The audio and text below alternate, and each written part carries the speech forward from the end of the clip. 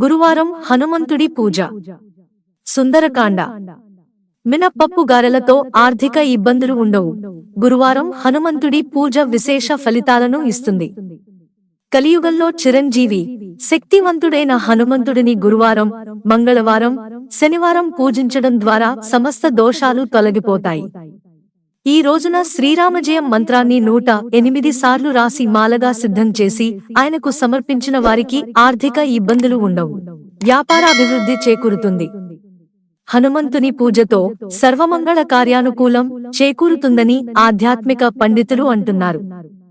హనుమంతుని పూజతో చాకచక్యంగా మాట్లాడే చాతుర్యాన్ని ప్రసాదిస్తాడు. తనని పూజించే భక్తులకు తన వద్ద ఉన్న అన్ని శక్తియుక్తులు మనస్సులో బలాన్ని ఏర్పరిచేలా చేస్తాయి. హనుమంతుడు వాయుపుత్రుడు కావున ఆయన గాలిలో కలిసి ఉంటాడని, పిలిచిన వెంటనే పలుకుతాడని చెప్తారు. ఇంకా రామనామ స్మరణ ఎక్కడ చేస్తారో అక్కడ హనుమంతుడు తప్పకుండా ఉంటాడని ఐతిహ్యం.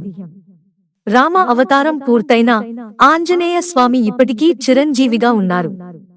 హనుమకు మినపప్పుతో చేసిన వడమాలను, తమలపాకుల మాలను, సింధూరాన్ని సమర్పించడం ద్వారా సర్వశుభాలు చేకూరుతాయి.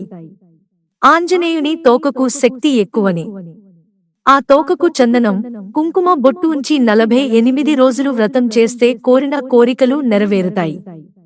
సమస్త దోషాలు తొలగిపోవాలంటే సుందరకాండను పారాయణం చేయడం మంచిది.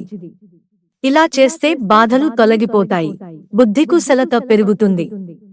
కీర్తి ప్రతిష్టలు చేకూరుతాయి. ఈ వ్రతంలో కుటుంబంలో సంతోషం నెలకొంటుంది. శత్రుబాధ ఉండదు. బంధువుల మధ్య స్నేహం పెరుగుతుంది. ఆంజనేయ స్వామి ఆలయంలో హనుమాన్ మూల మంత్రాన్ని పఠించడం మంచిది. మిత్రులారా, ఛానల్ సబ్స్క్రైబ్ చేసుకోవడం మర్చిపోకండి. ధన్యవాదాలు.